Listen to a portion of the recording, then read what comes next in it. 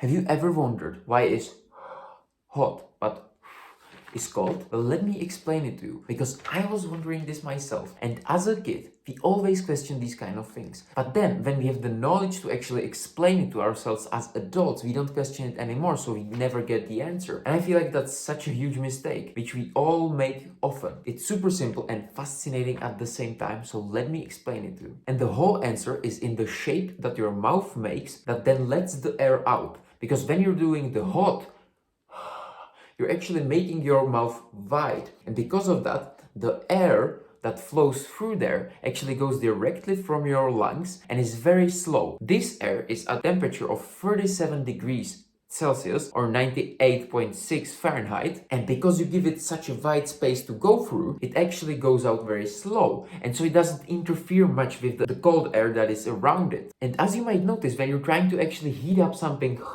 you actually put it as close as possible to your mouth, because that's where the air hasn't had time to interfere with the surrounding air. So that's why it's hot. But what about the cold one? Well, when you do, it's again about the shape. You make it very tight, and basically what you're creating is you're creating a pressure nozzle for the air to go through. And because of the tight hole, the air that goes out is very fast. It actually starts interfering with the colder air that is around it, and it starts mixing itself into it. And as it mixes, it actually becomes colder. But that's not the only thing that causes it, because since you're sending it through such a tight hole, it actually compresses the air, and as you send it out, it expands, and this expansion costs energy for the air. And because it costs energy, it kind of cools it down, right? That is called adiabatic expansion. But there's one remaining factor, and that's evaporation, because when the air lands on the object, it actually starts evaporating, because when the air that you breathe out hits the object, it starts removing the small molecules of water that are on top of the object, and it causes evaporation. And evaporation also consumes energy. And because it consumes energy and it takes the energy from the things around it, it actually takes energy from the finger, which makes it feel colder. So there are these three factors that actually cause it to be cold. And you can try this even yourself. Try to change the speed at which you project the air out of your mouth, and you will see that it will feel completely different on the finger. Because if you do it still with the same shape but with a different speed, it will feel completely different, because it will mix more with the surrounding air. But the main factor is the shape of your mouth, which creates the pressure on the air. I hope this answered your childhood question with a bit of science, just